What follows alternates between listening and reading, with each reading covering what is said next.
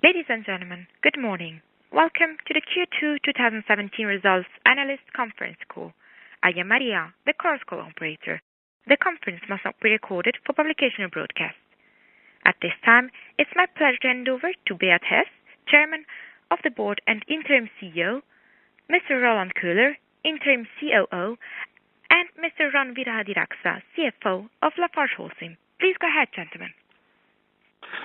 Good morning, ladies and gentlemen, and welcome to our second quarter results call. I'm Beat Hess, Chairman of the LafargeHolcim Group and CEO on an interim basis, pending the arrival of our new CEO, Jan Jenisch. I'm joined by Roland Köhler, responsible for our operations in Europe, Australia, New Zealand, and our trading business, who has taken on additional responsibilities as Chief Operating Officer in the interim period.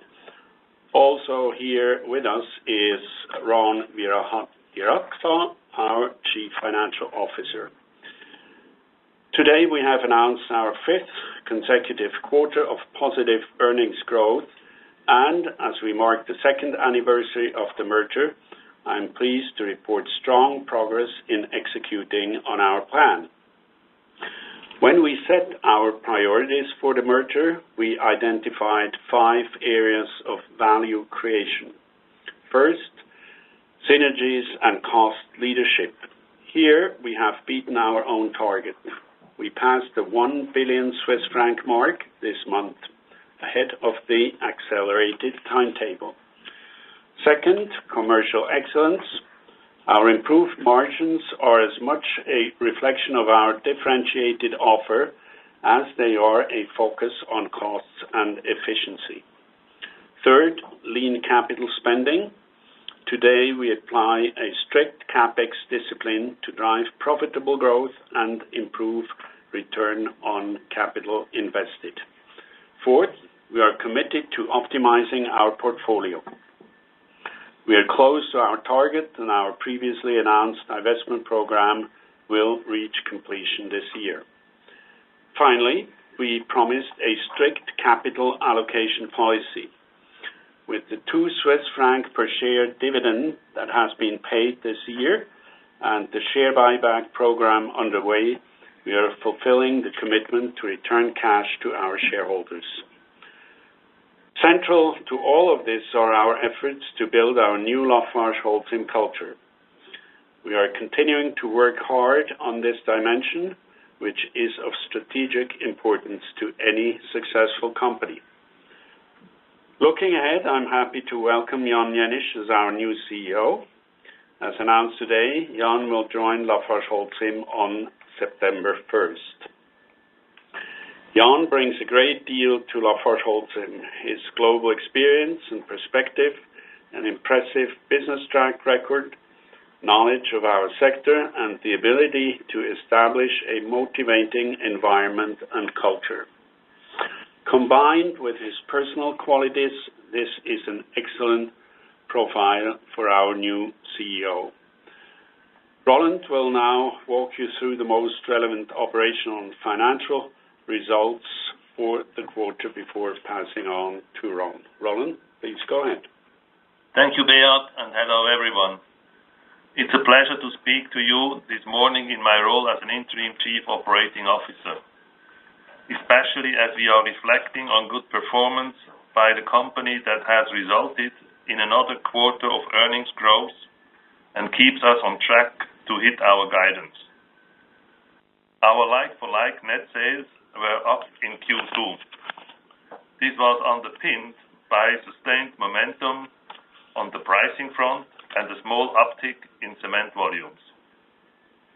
Building on our good start to the year in Q1, we have delivered an increase in adjusted operating EBITDA of 10.1% for the quarter, accompanied by a further expansion in our margins. Again, favorable pricing was a factor here, along with continued cost discipline and synergies. While I'm on the subject of cost, as Beat mentioned, we have now delivered 1 billion Swiss francs of synergies. Achieving merger-related benefits of that magnitude and at pace is a credit to our colleagues across LafargeHolcim. Importantly, a growing proportion of that figure comes from commercially related synergies, which further underlines the excellent progress we are making in our commercial transformation. Overall, our good performance in the quarter drove significantly improved recurring net income and increased recurring earnings per share.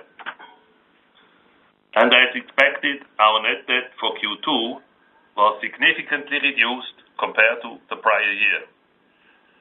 Moving on to slide 5. Based on our performance today, we are on track to achieve our full year guidance.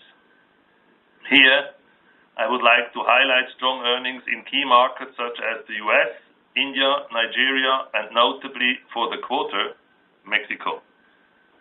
Together, these countries made a significant contribution to like-for-like adjusted operating EBITDA growth, more than offsetting the challenging market conditions we are facing in markets such as Malaysia, Indonesia, and the Philippines.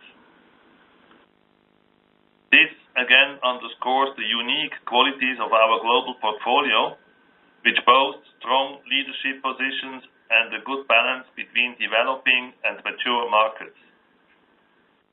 Across many of our markets, we have been able to achieve favorable pricing. In large part, this is a result of our commercial initiatives, which differentiate us versus our competitors. That has enabled us to maintain prices at a level above last year and ahead of general inflation. The US continued to benefit from favorable pricing in the quarter. Also, volumes were down on a previous year. As a reminder, a significant proportion of the full-year EBITDA contribution from the US is traditionally generated in second half.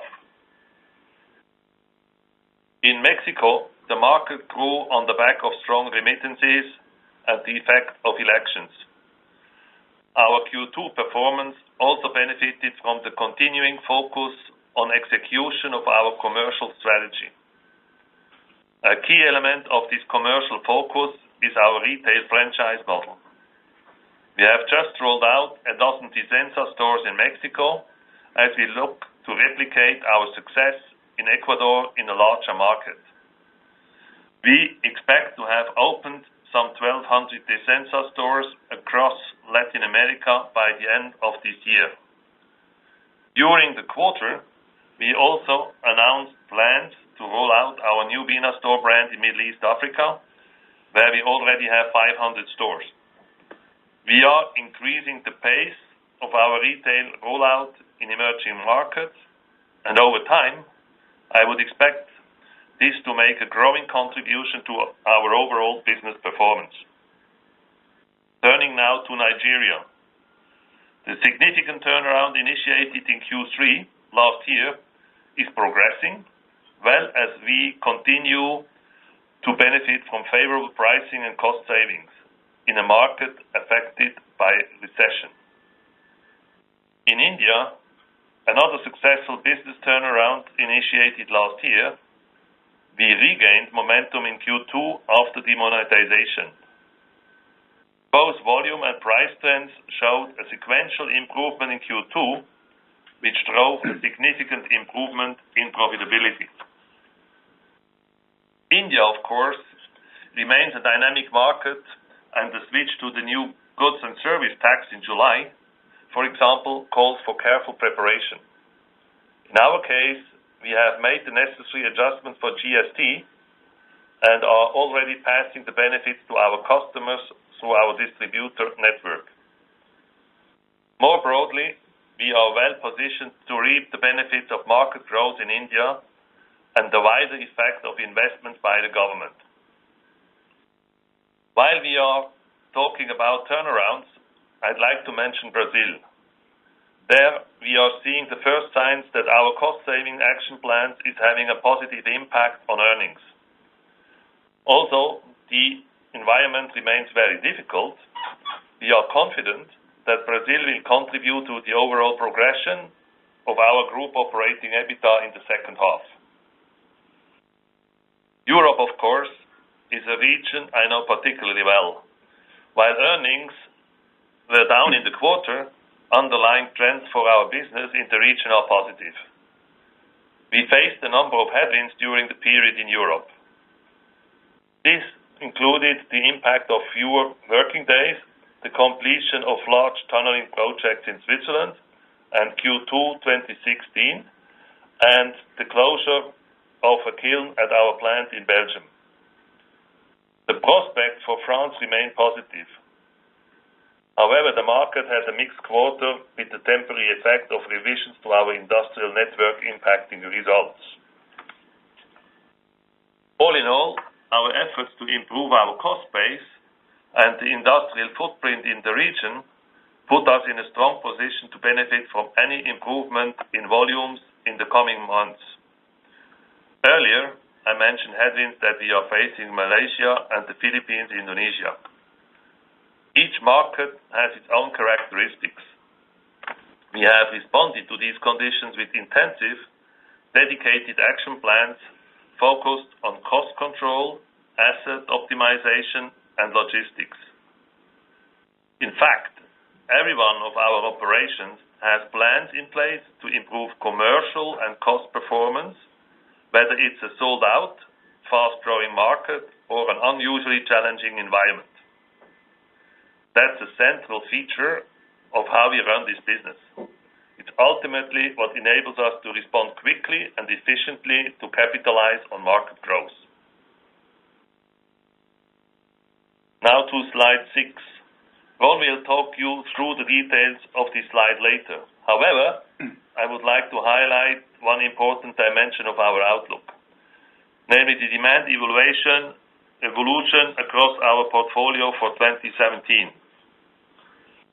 With 6 months of the year behind us, we have reviewed our market data. Our market volume outlook is now 1-3% for 2017 versus 2-4%. This change in our growth expectation mostly reflects the slower developments we observed in some of our markets in the first half. They include Nigeria and countries in Southeast Asia. I would like to remind you that our ambition remains to capture a significant share of that market growth with a constant and determined commercial pricing strategy. So, in summary, our good performance to date, the growth levers that we have identified, and the encouraging signs we see in a number of our markets all make us confident that we will achieve our full-year guidance. And with that, I will hand over to Ron. Thank you, Beat and Roland, and good morning, everyone.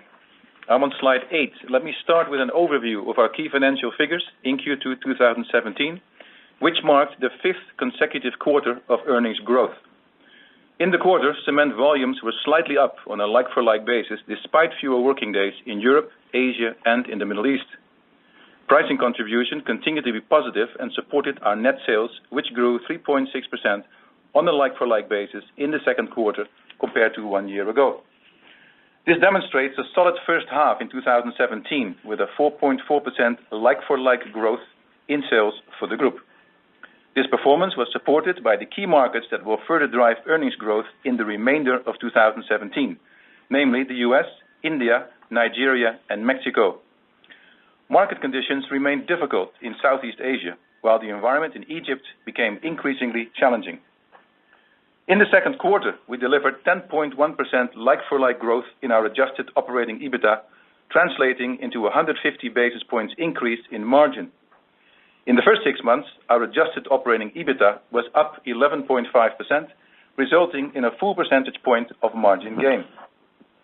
In the second quarter, our bottom line benefited from several positive elements that led to an increase of 393 million or 79% in net income. On a recurring basis, our net income group share improved by 130 million Swiss francs in Q2 2017 to 700 million, and our recurring EPS improved accordingly to to 1.16 franc. Operating free cash flow was an inflow of 174 million Swiss francs in Q2 versus 79 million in Q2 2016. And finally, net financial debt was 15.7 billion Swiss francs, down from 18.1 billion a year ago. I will come to this detail a bit later in my presentation. Slide 9. Let me start with the main drivers of the increase in adjusted operating EBITDA in the second quarter. First, the negative 69 million Swiss francs volume effect, mostly reflecting lower ready-mix volumes and lower cement volumes in Nigeria and the Philippines. Let me add that this is partly compensated by our synergies on volumes for an amount of 20 million Swiss francs. Second, the significant contribution from pricing, which added 265 million Swiss francs in Q2, with Nigeria continuing to provide a significant share of the improvement. The positive contribution from India, Mexico, and US cement more than compensated pressure seen in Asia Pacific. On a year-on-year basis, prices were up 5.5%, while they grew 2.3% on a sequential basis. And third, on the cost side, we continue to be impacted by the inflation on both energy and other cost categories. Overall, inflation accounted for around 270 million Swiss francs, and of this, 100 million was for synergy alone, with underlying cost inflation, excluding energy, standing at 3.5%. This leads to a cost performance of around 2.5% beyond the cost savings generated from synergies. I would remind you that the like-for-like contribution from joint ventures is included in our EBITDA in cost and others and accounted for 2 million Swiss francs of improvement for the quarter. The unfavorable currency impact was smaller than in the first quarter and amounted to 40 million Swiss francs. Slide 10. On this slide, you will see an overview of net sales and adjusted operating EBITDA by region in the second quarter. And I will now elaborate on each of the regions.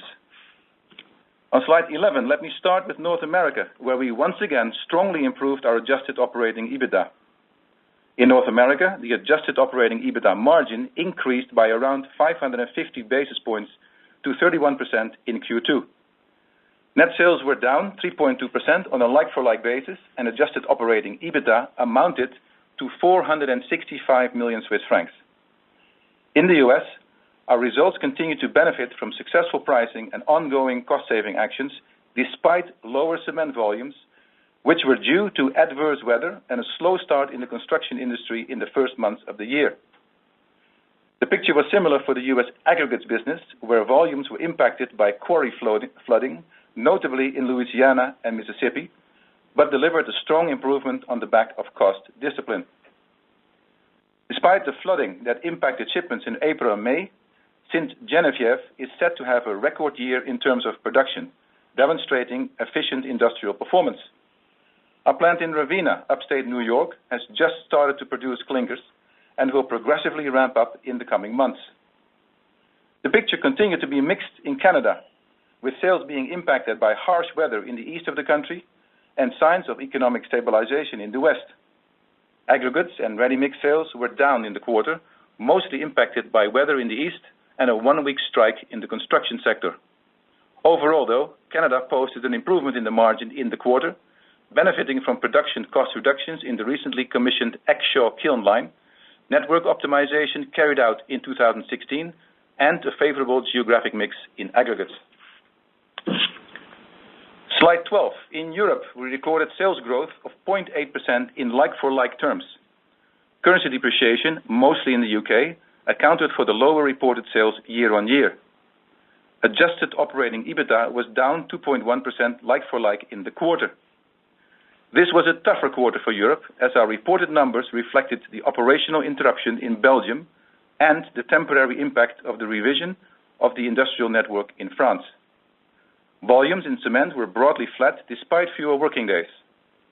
Overall, pricing showed encouraging signs in most markets, even if pricing contribution remained small in the quarter. Cost and synergies positively impacted results. However, this effect was mostly offset by inflation and the specific situations mentioned above, combined with additional pressure on aggregates and ready-mix activities. In terms of markets, Russia continued to be a good contributor to growth as our operations regained momentum and benefited from improved pricing. In France, our performance was more mixed in a market that is showing underlying signs of improvement. In the second quarter, we continue to feel the temporary negative impact of the revision of the industrial network that we started to implement in 2016, notably on our logistics costs due to the ramp-up. Our operations in Belgium were impacted by the collapse of the structure around the kiln at the end of May. This interruption has created higher costs in the short term as we continue to serve our customers. In Switzerland, the market was soft in Q2, with declines in cement, aggregates and ready-mix volumes, impacted by the completion of some large projects in 2016. Pricing evolution was overall negative, notably because of the geographical mix of sales, and led to a drop in earnings in the quarter.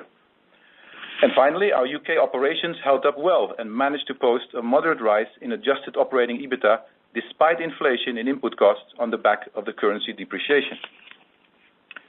Slide 13.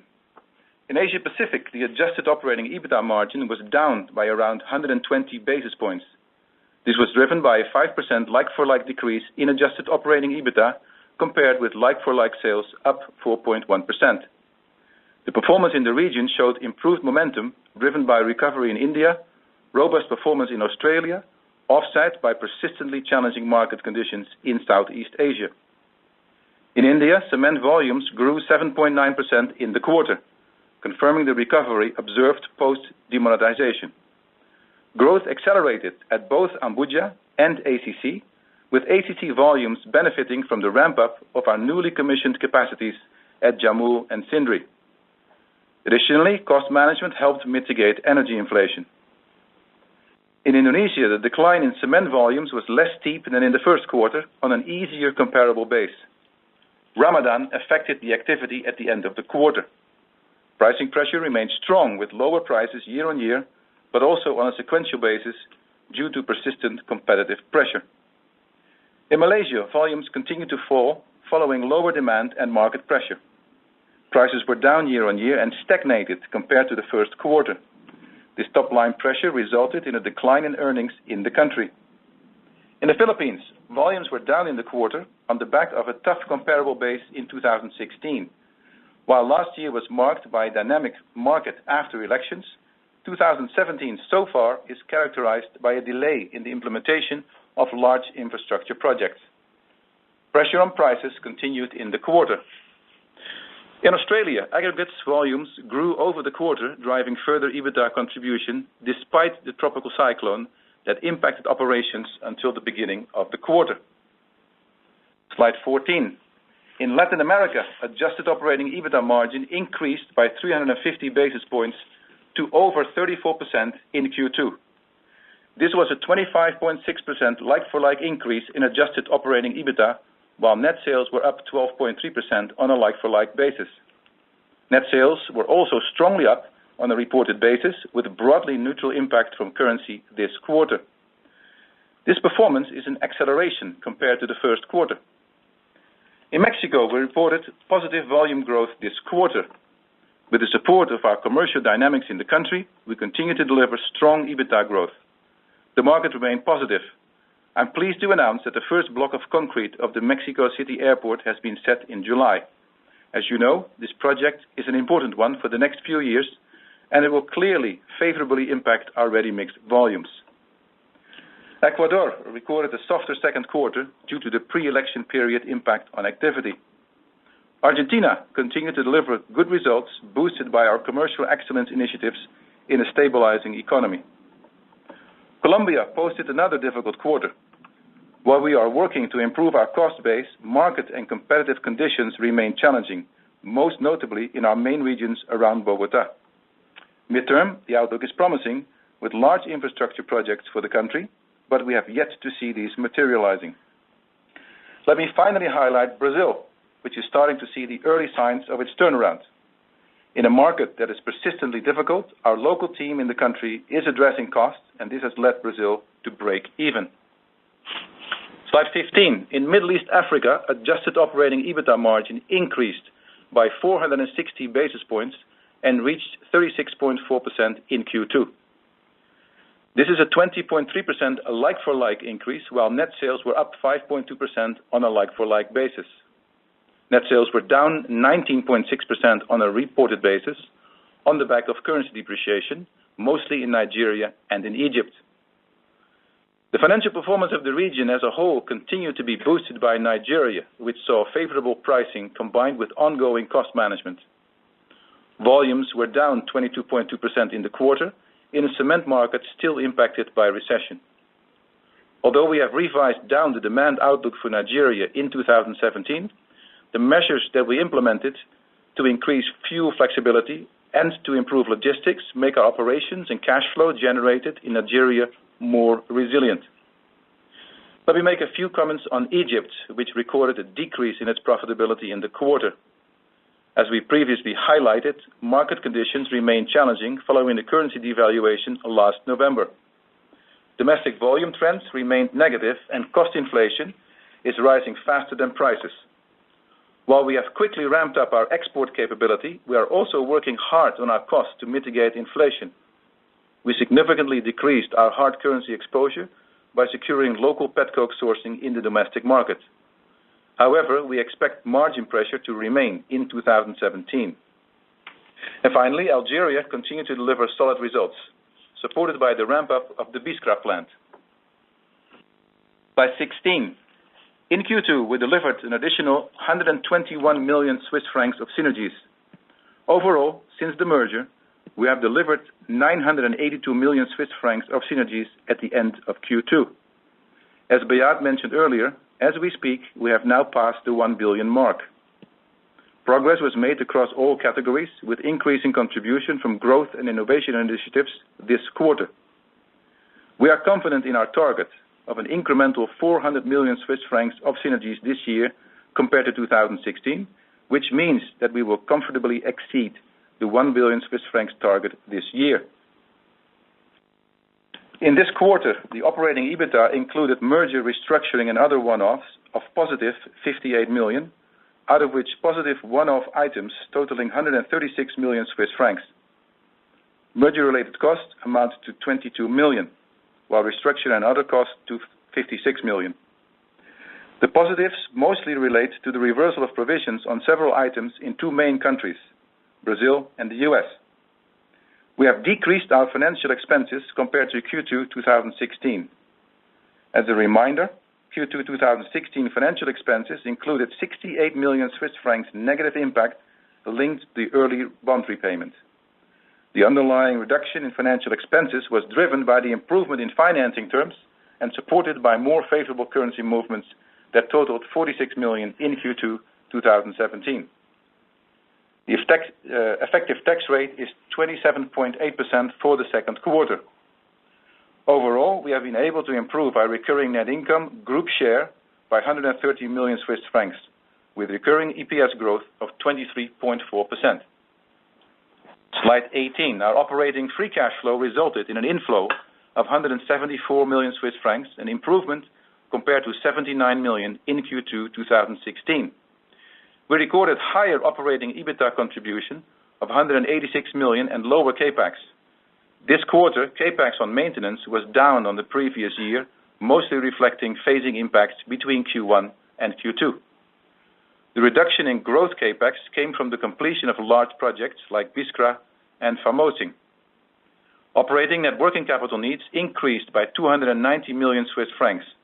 This is mostly the result of a rise in inventories explained by a number of factors, among which bad weather in the US, which led to inventory buildup, notably because of the floodings in the Mississippi area, weaker sales in Southeast Asia in June, and the Middle East Africa June sales, which were impacted by Ramadan timing. Additionally, in India, the implementation of the GST, Goods and Services Tax, had an impact on both inventories and receivables. More specifically, India alone accounts for about one-third of the evolution, while Egypt, Nigeria, and Algeria account for another third. In India, the GST impact will progressively fade away in the second half. Overall, we expect most of the above-mentioned impacts to recover during the second half, given our expected cash pattern in the second half. The majority of the other impacts is mostly linked to lower interest and tax refunds during the quarter.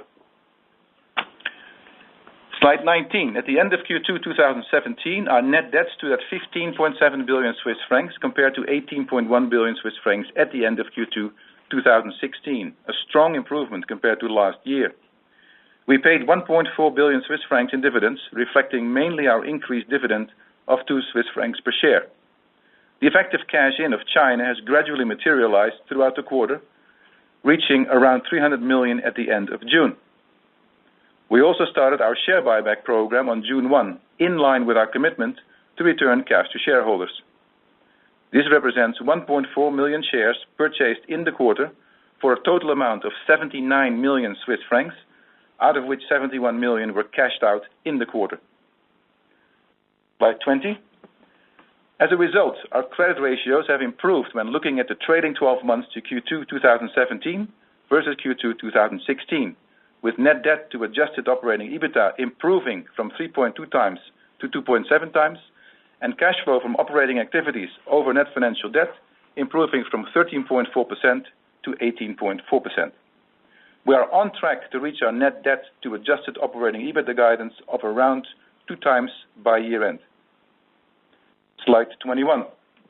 As Roland indicated earlier, we have updated our cement demand outlook for 2017 and now expect between 1% to 3% volume growth in our markets, given the first half trends in Nigeria, Indonesia, Malaysia, and the Philippines.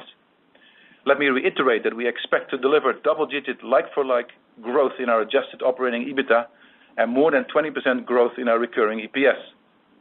As for the other elements of our guidance, as you will read in the appendix, they have remained unchanged compared to last quarter, with the exception of the average nominal rate on gross debt, which we now expect to be around 4.5% from 4.7% previously.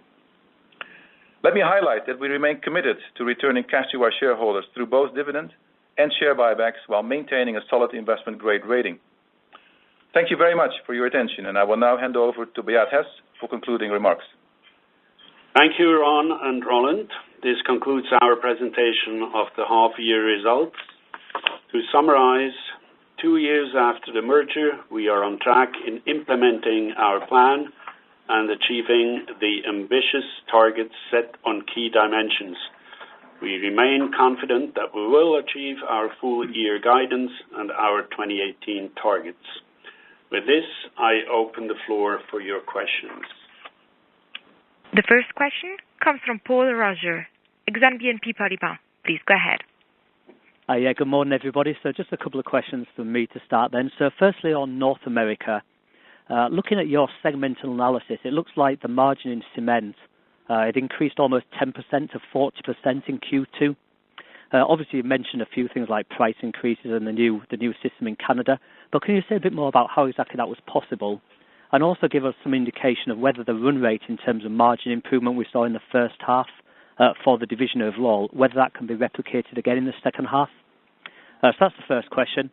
The second question is whether you're able to say a bit more about the pricing outlook for some of those more challenging markets, thinking in particular of Indonesia, Philippines, Switzerland and Colombia.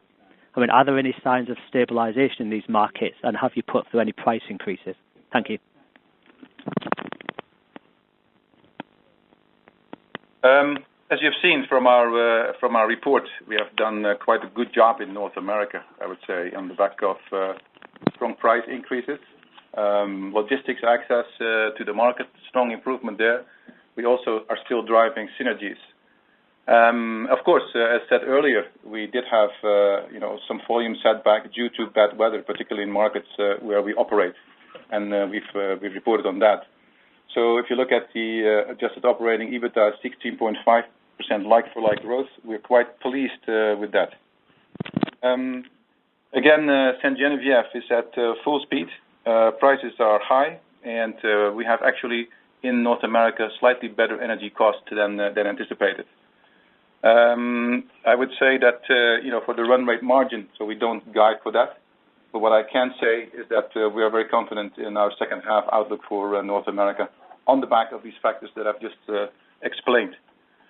If you look at the price and outlook for some of the other markets, if it pertains to North America, or it's a global question. So it's for North America, we're not talking about the individual markets.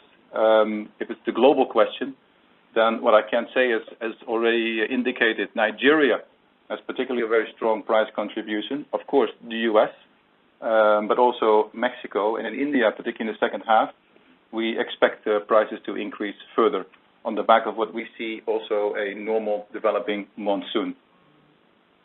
I guess the other way to ask it, you mentioned that there'll be sequential price rise in India.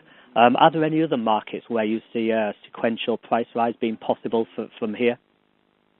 Yes, as just guided for. So we expect the ongoing price improvements in North America, in Mexico. We see a number of countries in Europe. As said, we see some more positive momentum, but the contribution at this moment has been quite muted, so not a large impact. In Algeria, prices are strong, and they should remain strong at the same level as we're now entering the dry season. On your question on Southeast Asia, on Malaysia and Indonesia and the Philippines, these are three markets that each have their own reasons why they are challenging. So in Malaysia, it's increased competition between existing players. So it's not within the round to expect that prices would go up there. Indeed, that remains challenging. In Indonesia, a lot of new players, a lot of new capacity has come on.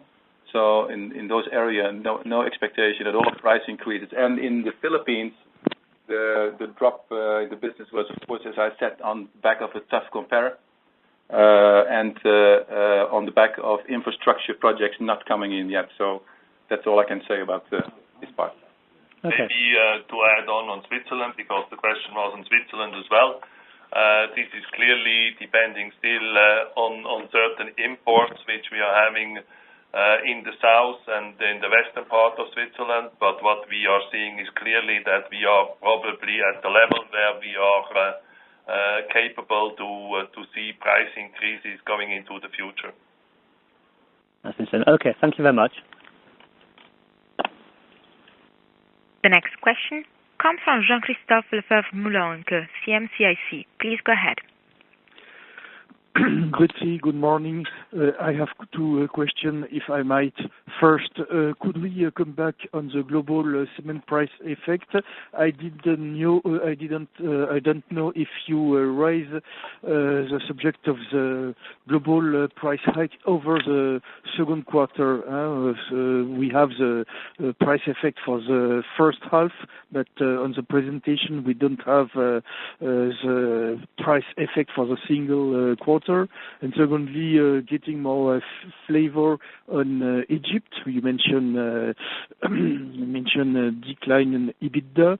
Would it be possible to quantify this decline and also to be more specific on the measure to offset the difficult market condition in terms of price hikes and also of cash cost improvement, and maybe also the share of the hard currency in the total cash cost of LafargeHolcim Egypt.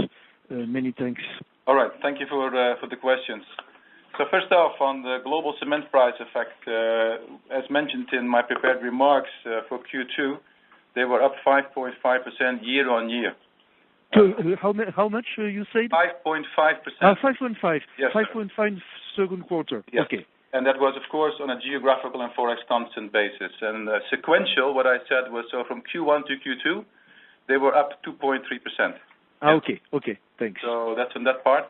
On Egypt, yes, as said, the EBITDA is down in the quarter. We don't give specific amounts per country. If you note with the remarks on the price rises, they have not kept pace with inflation. So we see an impact on margins, but we do continue to focus on all aspects of operational excellence, including cost control. We're about 30 to 35% in hard currency, but there's also been very strong cost programs initiated in Egypt. And that's actually how, particularly also in the last quarter, so Q1, we have weathered the storm, but it gets a bit much now with the forex impact and the ongoing inflation rise that we see in Egypt. Yeah. Yes, okay. Just an additional remark. I think the price effect was up over the first quarter, but down on the second. Is that correct? In Egypt? For Egypt, well, we have only given the guidance for the first half. So as you can see on page 35 of the presentation, Middle East Africa prices were only up 10%. Yes, yeah? So for the first half, and as said, that doesn't keep pace with inflation. Yes, but it was higher over the first quarter, so I can assume that it is probably slightly down on the second quarter. Yes. Second quarter 2016. That is correct. And also, you probably lost market share. Not that we are aware of. We've not have any data around that to discuss with you, but that's not our understanding of what's going on in the current market. Overall, the market is under the influence of particularly devaluation and inflation, but we're not also specifically talking about market share. Okay. Yeah. Okay. Many thanks. Thank you. The next question comes from Eric Lemarié from Brian. Please go ahead. Yes, hello, Brian Garnier, actually. I've got 3 questions, if I may. First, regarding France, I suspect you got a good exposure to the Grand Paris project around Paris. Could you confirm that, please? And could you tell us when we should start to see some impact on your figures from this Grand Paris project? Second question regarding India. We know that ACC and Ambuja set up a special committee of directors in order to evaluate a possible merger. Do you have anything to say about it? Do you have any agenda, for instance, or possible timing? And the last question regarding, your page 39, regarding the outlook by countries.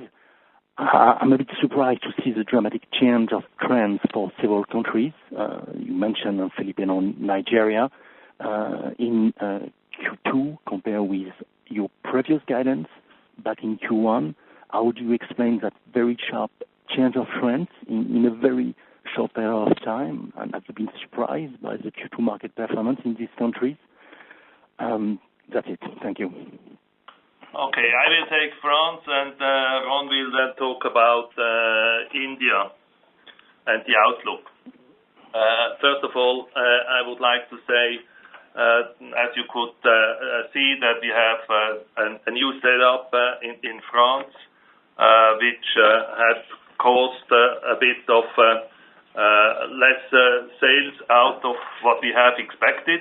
But I think with actually transforming two plants into grinding stations and then new setup of our logistics, we are well prepared actually to benefit from our positions, and the underlying situation in France is extremely good with the new setup which we have then into the future. As far as the Grand Paris project is concerned, we are talking about a 35 billion project to come. We expect first impact into our results in the last quarter of this year. Okay. On your second point, the comment on the prospective merger. So the boards of ACC and Ambuja, they're basically evaluating the potential merger to combine the strength of the both businesses, which would create a benefit, of course. So both companies have formed special committees with the majority independent directors, and they will take this matter forward. So no decision has been taken as of now, and the rationale for any merger would only be disclosed if the boards come to an agreement.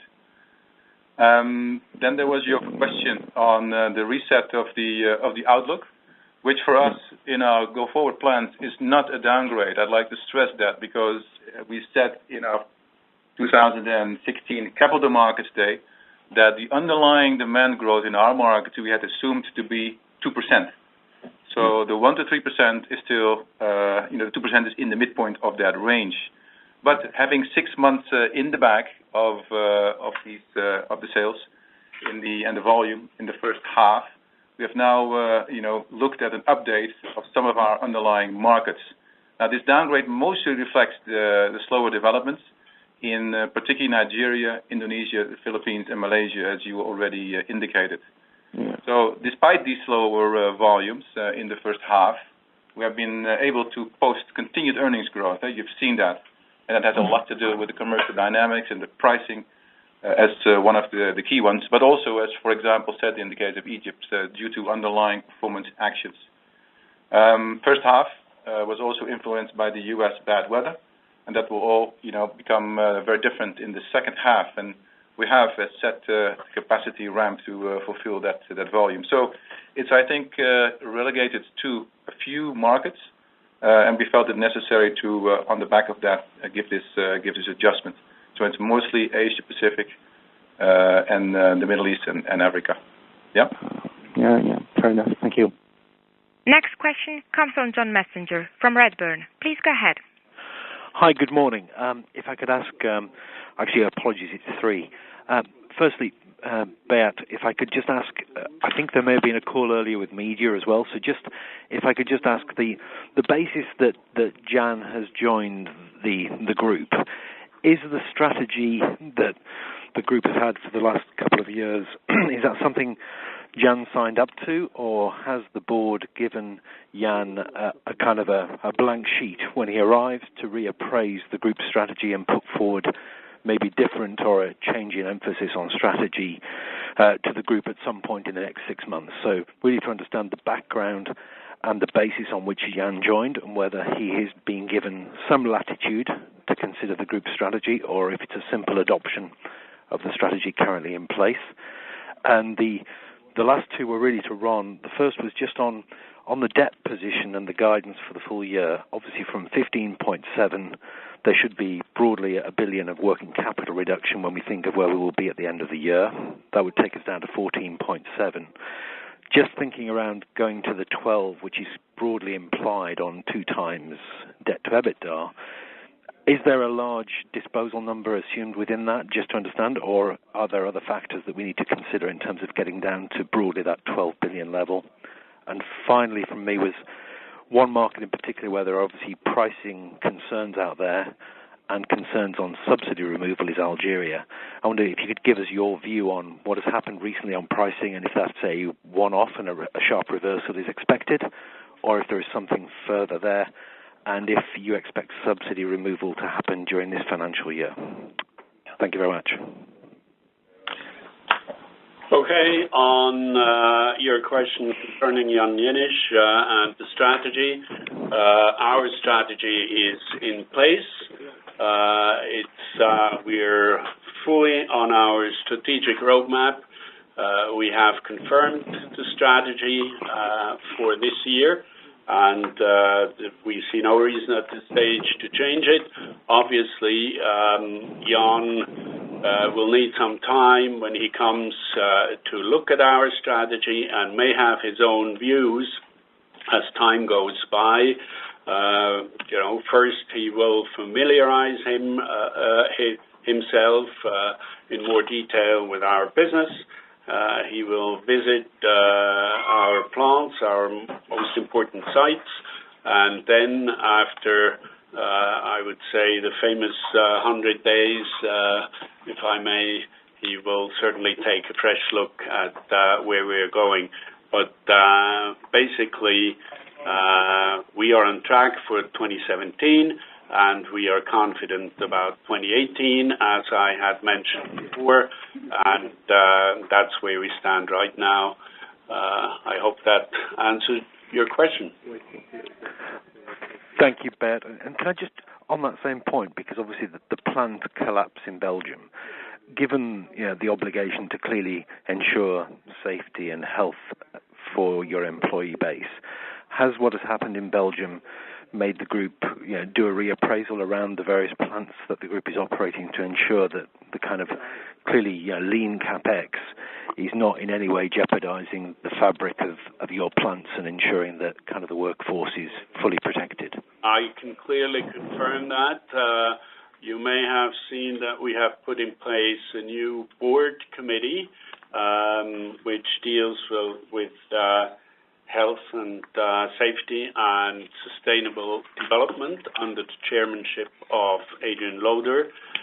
This committee had already 2 meetings, and health and safety clearly is our top priority. Maybe in order to add on this point is obviously that we really regret what happened in Belgium, because we had this fatality, and we only can say that we really regret what happened there.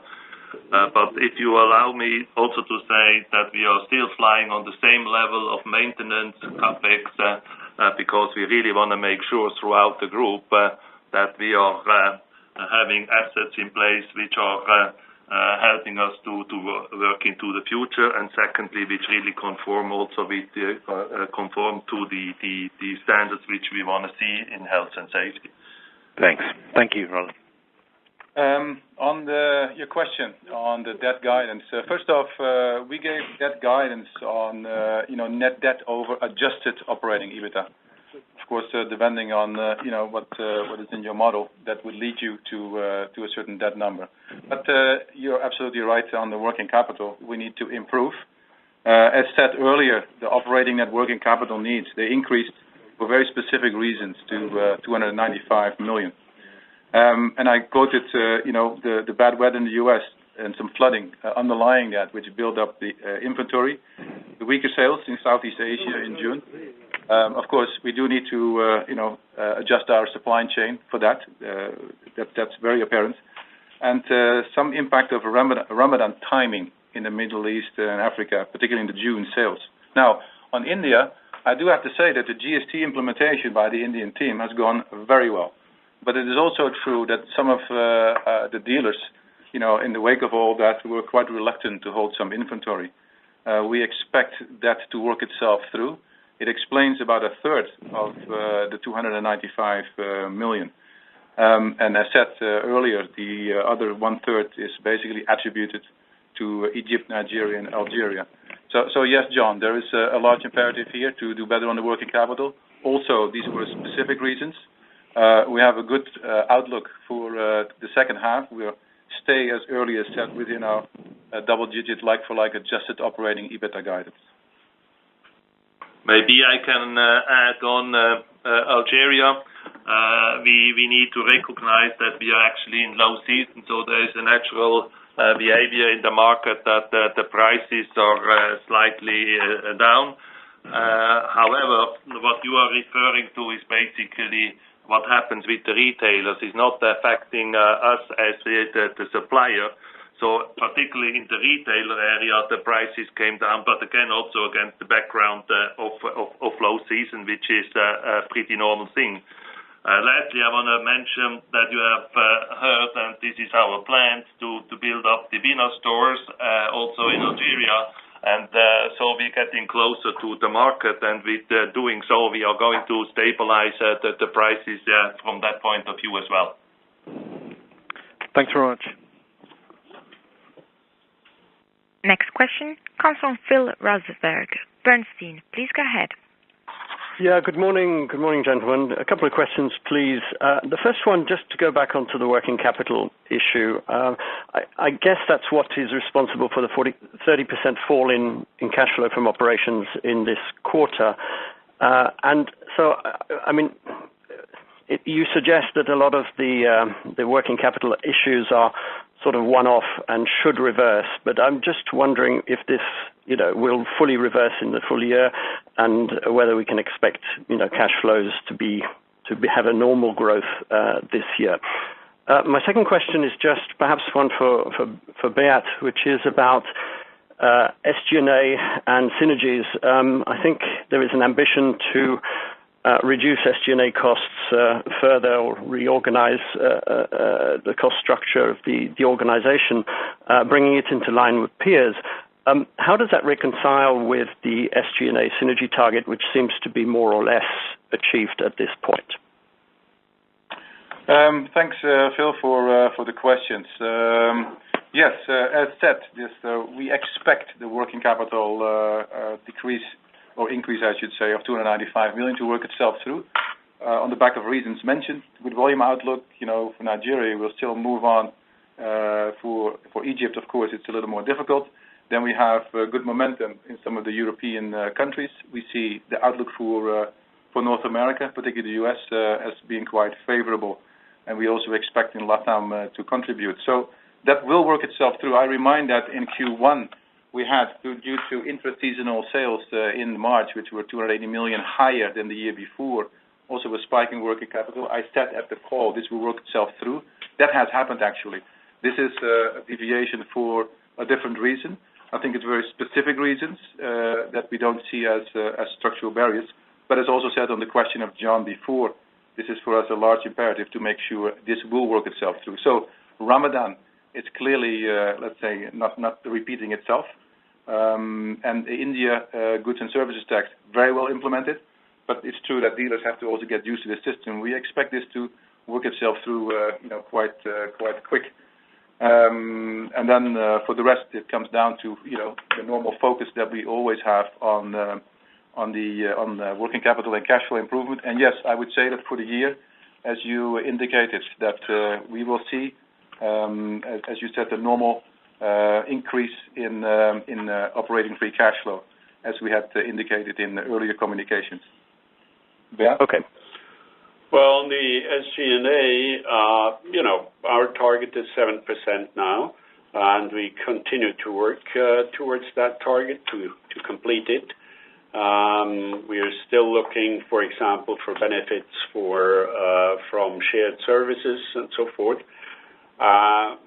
The focus is more on the G&A than it is on the S, and I'm confident that we will reach that target and confirm that target. Generally, I would say in every large global company, cost is always an issue, and it will always be an issue in our company. Well, I guess my question was, how does that reconcile with the synergy targets, or is this another target that is on top of what you have put in synergy targets? Because going from 8.5% of sales to 7% of sales is a significant number, and I don't necessarily see that in your specific synergy targets. So, Phil, it's a very good point. So let's first clarify that, as of the end of this year, we will stop talking about synergies because we're kind of done with the merger. And from then on, it will be all reported as normal cost reduction, ongoing cost reduction, so to speak. So no worries. We keep all the systems in place. We track it deliberately. There are thousands of initiatives, all performance managed. We are still in the tail end of going to the SG&A targets, as said. Well spotted. As Beat said, we have 7% for 2018, but we're not stopping there because we see, for example, and I think we indicated that also last year at the Capital Markets Day, but just to reiterate, a lot of efficiency that we can still get through shared service centers, for example, and through our ongoing implementation of IT. Although the merger is, of course, largely behind us, the IT roadmap stretches in a one and a half year more. So it will not stop there, and we're fully focused on undertaking cost and bringing them further down. With good programs, this will not only be related to SG&A, of course. It goes with full cost base. Could you just quantify how much we're talking about here to get to when you get to that 7% target compared to, for instance, what you achieved in 2016? We're not in a position now to further quantify that. I think it's good to see that we are on track in the execution of the synergies, also with our ongoing cost programs. We're combating, inflation, 3.5% plus the energy cost increase. So we're happy with that, and we'll give you further guidance on that as we move forward in the year. Okay, thank you. Thanks. Next question comes from Arnaud Lehmann, Bank of America. Please go ahead. Thank you. Good morning, gentlemen. I have two questions, if I may, and they're both related to pricing. Firstly, regarding cement prices, clearly some success this year, as you said, plus 5.5% in the first half. I'm trying to understand what is related to currency devaluation and energy cost inflation. I mean, I guess it's probably easier to increase prices when you have to compensate for currency moving down and when energy costs have been moving up. I guess my question is, looking forward, with a more stable environment for currencies and for energy cost, maybe heading into H2 and into 2018. How confident are you that you can sustain similar good level of prices in cement? That's my first question. My second question is related to aggregates prices. They are broadly stable in Europe and in the US. I guess, is that mostly a mix effect? At least in the US, I was thinking that aggregates prices have been moving up this year. So are you doing worse than competition? Thanks for the question. Roland will take the second question. So yes, we have seen Forex devaluation quite significantly, particularly starting second half last year, also trickling into this year. By the way, it should ease off a little bit, on a relative basis, as we had last year, second half, already some of these devaluations in place, and some of the currencies are strengthening. So the 5.5% actually is Forex restated, and geomix constant. So we're not giving you, let's say, an all-in number. So it's a real compare number. Of course, it's easier. You're right. In some markets, when there is inflation, to pass that on into pricing, and we've always said that, and we see that also happening. It's not everywhere possible, because we just talked about Egypt, where it's not possible at all. If you look at in North America, of course, the price increases are significantly above inflation. You ask about our confidence. Well, within our guidance for this year, we have clearly stated to stay at the originally communicated, like-for-like 10% adjusted operating EBITDA improvement. Part of that is in pricing, and I think with what we've seen now in the first half and the go-forward plan in the second half, where we're still increasing prices. For Mexico, we just announced another price increase. That's public information. And we'll see, of course, in a number of markets, the favorable price variance. Because in the compare with last year, that's also very important to note. It's not all directly, one-on-one price increase, the price variance, which is, part of the compare, and of course, embedded in there is the price increase, also comes into play. So I think this is the question that I would answer, and Roland, you will take the next one. Thank you, Ron. I think we cannot talk about general aggregate prices. We really have to dig into a more granular perspective. When you're talking about product mix, then it is certainly correct as far as Australia is concerned. If we are looking into the Americas, which is also an important aggregate market, the situation in Canada is driven still by the weather conditions and also the volume, which was not up. So this goes a bit hand in hand. As far as the U.S. is concerned, we are clearly seeing here a price a price performance where we have over time now a significant price increase. It obviously did not kick in now from a comparison point of view, but we are clearly up here on the strong performance, clearly.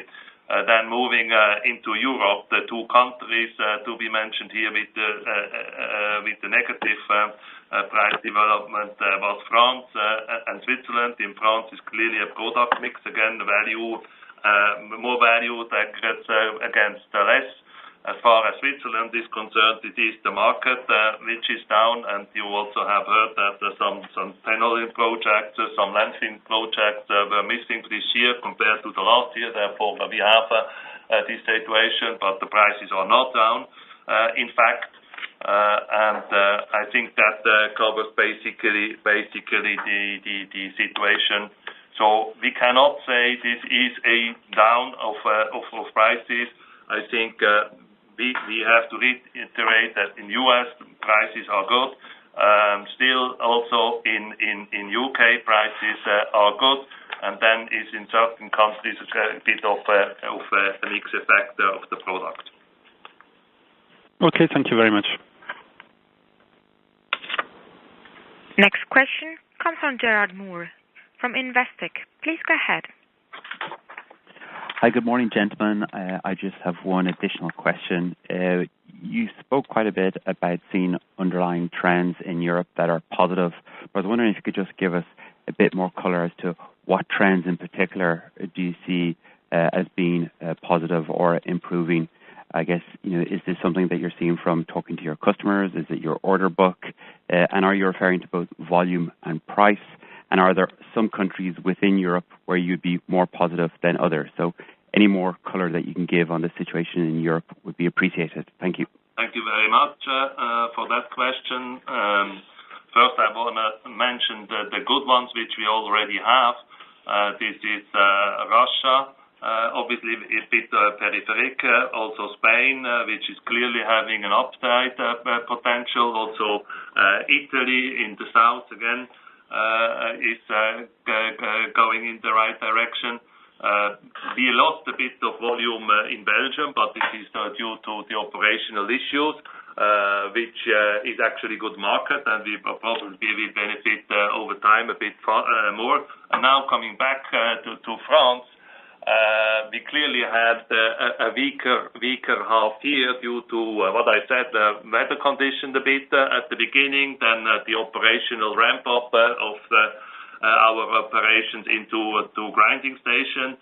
And you know what Svick was saying, that we are talking about 3 to 4% growth, and we will certainly participate in this regard. So confidence in the performance of France, and this is also underlined with our investments which we do in France, putting 100 million plus into the new plants, and going forward further strengthening our assets there by putting 300 million over time into France. So this is clearly a key market for us where we want to grow, and this gives us the confidence and also the positive drive into the next half year and the months to come. And Grand Paris obviously is a project which I mentioned already before, which is close to our operations, and we certainly benefit from that as well. Thank you. The next question comes from Mike Betts, DBA. Please go ahead. Thank you very much. My two questions, please. Firstly, on divestments. The target, I think, was another 1.5 billion in 2017, so going from 3.5 to 5. I can't remember seeing any major ones in H1. Is that still the target, and do you expect to get 1.5 billion of cash from those 2017 divestments this year, or is there a risk that some of the proceeds might defer into 2018? And then my second question, You've highlighted a number of issues in Europe which were kind of one-offs and told us the underlying would have been higher, which obviously it would. Are you able to quantify what the total of those one-offs were in terms of the impact on adjusted EBITDA in France, Belgium specifically, I guess, but maybe also the Swiss issue and anything else? Thank you. Thank you for the questions. So to your first question on our divestment program, you're right. We said 3.5 billion for 16, then we upped that to 5 billion, so another 1.5 billion. And what we did say to that effect is also we would execute on that before 2017 year end. We're very committed to deliver on the 5 billion enterprise value divestment program by the end of this year. So far, we have executed 4.4 billion. Now, the completion of the further program lies a bit on the pace of the further execution of the restructuring in China, and that has been a bit delayed due to the pace of the cash repatriation from that country. You will understand that. Yeah. But very committed. I'll just make this caveat for China. And of course, we will update you on the progress of the plan go forward. On the other question on Europe, I would not say that we will comment on that. I think Roland just commented on the underlying positive factors, and he can give a small addition. Maybe on the one-offs, you would understand that we are not disclosing the number, but what I can tell you that we have an insurance coverage, so that what we see in Belgium is will be covered by insurance and so the impact at the end will not be that dramatic. So just to clarify on that, Q2 would reflect the cost, and then the insurance, when it's paid, would come in a later quarter. Is that how it works? Sorry, can you repeat the question? Yeah, so Q2 has the costs of Belgium, for example. The insurance would be reflected in a later quarter when it's paid. Is that how the accounting works? Yeah, the impact is in Q2 and might go even in Q3 and 4, and the coverage will be later, obviously, in the second half. That's great. Thank you. Thank you. Next question comes from John Fraser-Andrews, HSBC. Please go ahead. Thank you. My two questions. Firstly, one is around the volume guidance of 1 to 3% and the outturn in half one of 0.4%. So would you expect for the full year LafargeHolcim to match the market's guidance for 1 to 3%? I appreciate the difference. So would you be expecting an increase in volumes? You've mentioned North America where you would be, but there specifically you guide also 1 to 3% growth. You've had quite a significant contraction in half one, partly down to weather. So would you expect in North America a significant ramp up in volume? And I'm also considering that you had a near double-digit fall in the comparative base. So that might be quite a strong growth. That's question one. Question two, cost inflation. Ron, you mentioned earlier regarding the bridge, 2.5% cost inflation. That compares with previous guidance of 3.2 to 3.4. So has the rate of cost inflation come down? And whilst you're talking about costs, can you say where you are with energy in half one versus the guidance of 10%? Thank you. Okay, thank you for the question. First off, on the market part, we did say the 1 to 3%. What I also said is that the 2% that we guided for the 2 years in Capital Market Day last year, that's in the midpoint of the range. So this doesn't constitute a revision of that guidance. But it is also true that we looked at a few of these markets with 6 months in the back and realized that, for example, Nigeria, Southeast Asia would be much lower.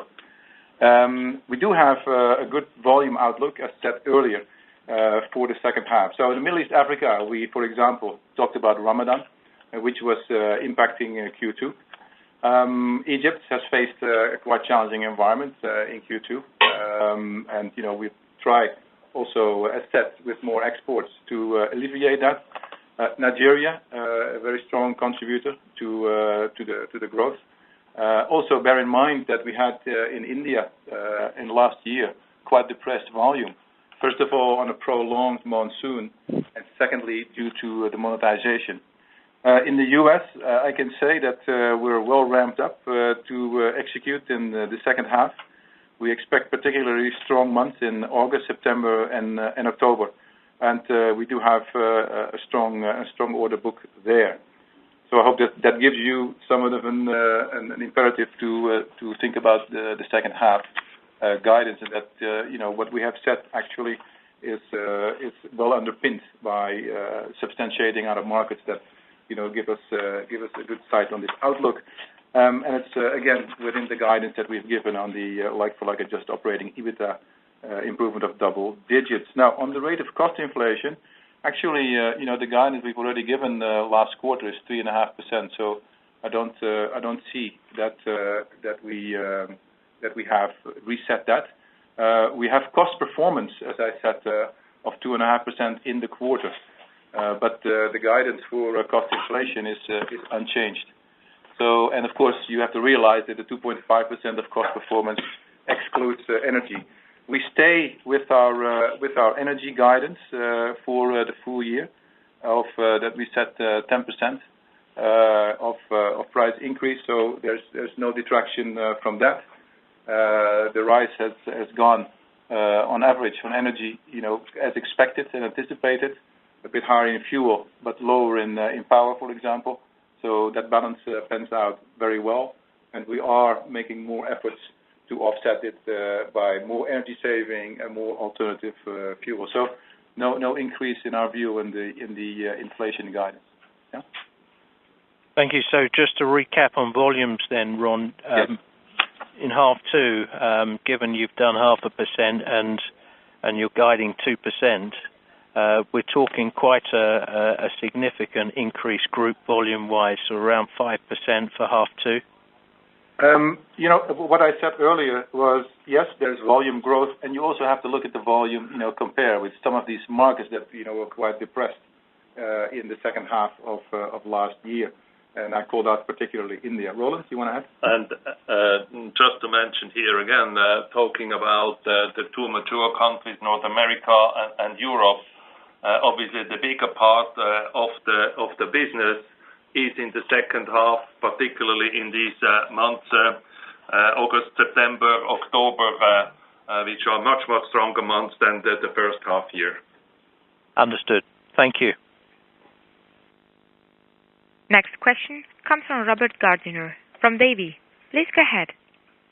Good morning, gentlemen. Thanks for taking my questions. Just two left.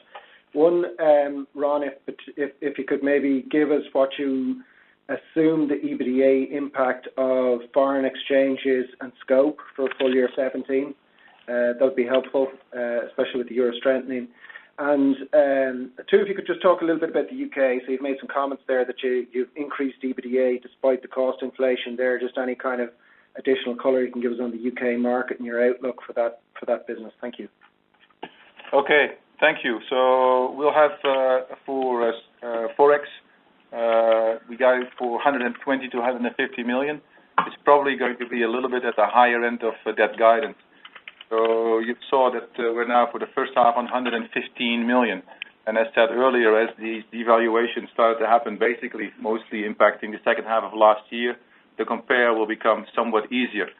So that is what I can tell you on Forex. On scope, we have around 330 million. This is excluding the joint venture impact, and if you include that, it will be 310 for the year 2017. Okay.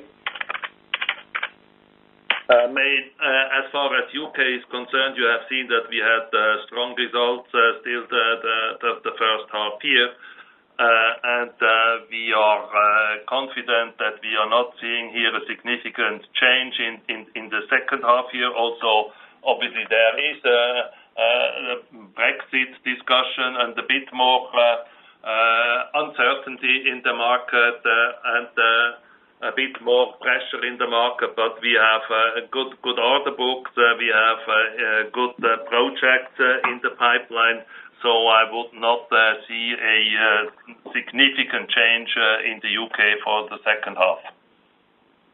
Okay, thank you very much. Next question comes from Gregor Kuglitsch from UBS. Please go ahead. Hi, thanks for taking my question. I think they're more tidy-up questions. So just summarizing on the working capital, I think you kept on talking about the delta, but if I think about what you're expecting for the full year 2017, am I right in thinking you expect a 600-700 million outflow?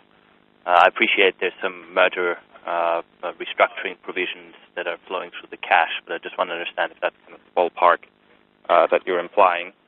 The second question is on disposals. I think, did you say 4.4 billion? I think when you spoke before, there was more like 4.1.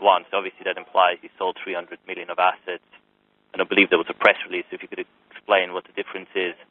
And then thanks for giving the 17 impact. What's the carryover impact from stuff that you've sold to date next year in 2018?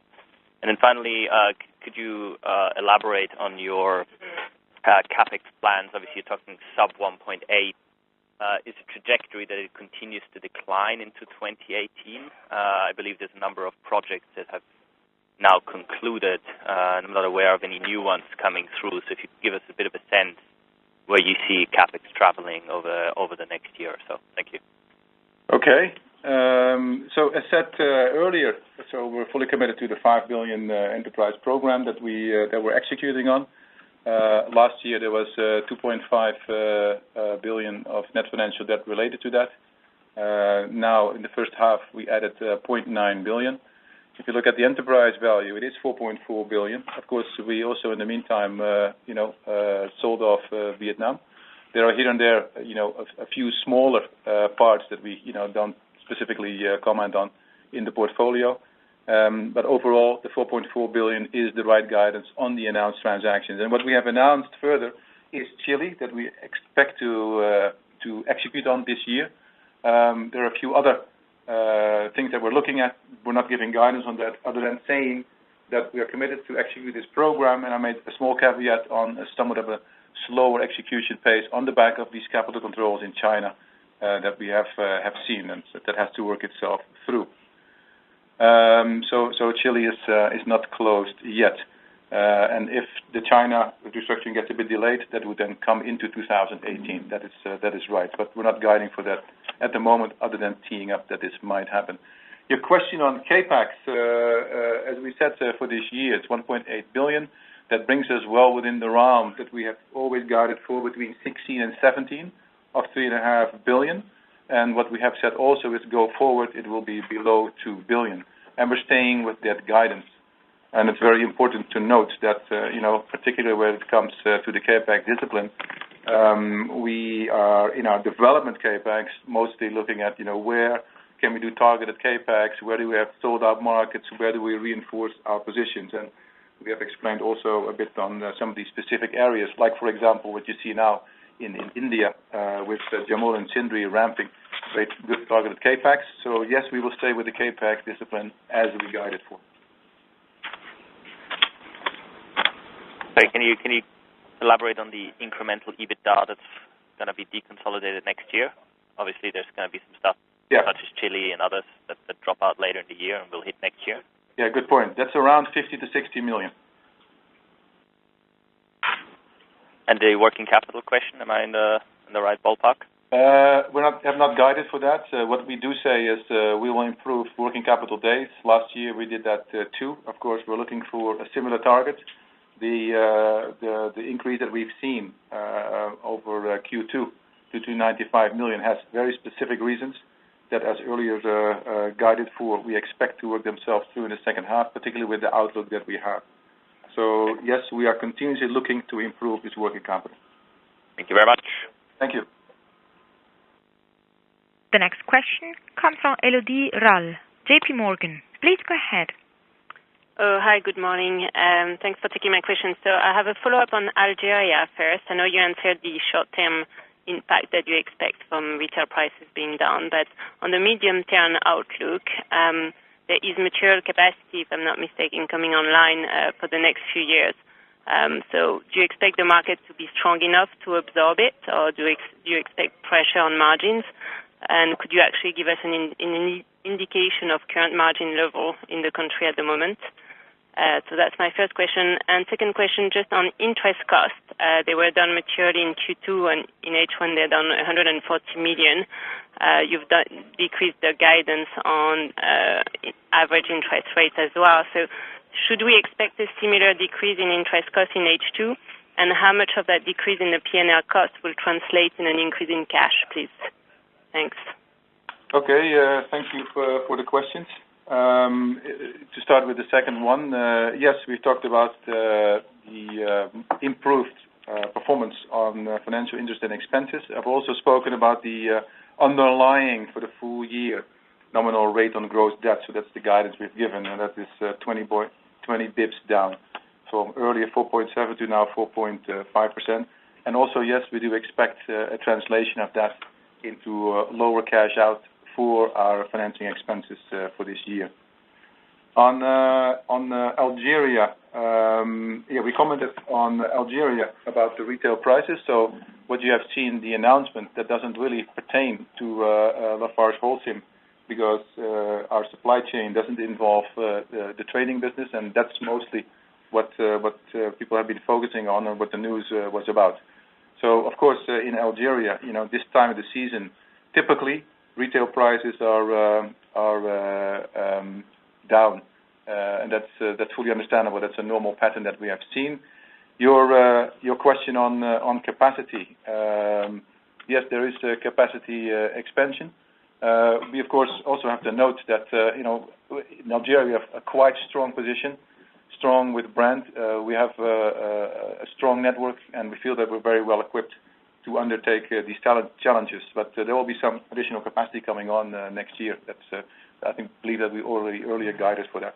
And again, in order to add, we are building up the Bina store, being closer to the market, and obviously strengthening our position further on. Okay, thanks. The last question comes from Joseph Pujal from Kepler. Please go ahead. Yes, hello. I have one question left on Mexico, on pricing. How do you think that these I would say, syndicate of house builders asking the antitrust to look at the behavior of the cement industry, given the sharp price increases, will affect pricing for the coming, I would say, quarters? Do you think is it possible to see, given that context, new price increases? Well, first of all, we have been very pleased with the performance in Mexico so far, both in terms of volumes and in earnings. So this is actually better than we anticipated at the beginning of this year. The market has proved to be very resilient. We've seen the growth in volumes.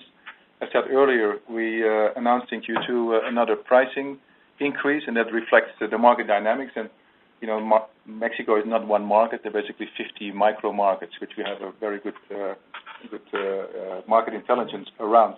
This announcement on possible clamping down or looking at further price increases. Well, there is an inherent risk of price pressure because there's some available capacity coming on. But a mitigating factor will be really the positive demand that we have seen. So we make pricing decisions very independently. As said, it depends on the market dynamics, and it's very early to think to have an outcome on what you just said that might be brought forward. It's also good that to mention, as Roland mentioned in his prepared remarks, that we're rolling out the Disensa franchise in Mexico. So we have so far opened 12 of those stores. We're going to 200, and this, of course, has a great impact on customer relationships, and that creates loyalty. So there's, I think, enough in place in Mexico for us to undertake challenges that might face us. Thank you. Thank you. Okay, we will close the call.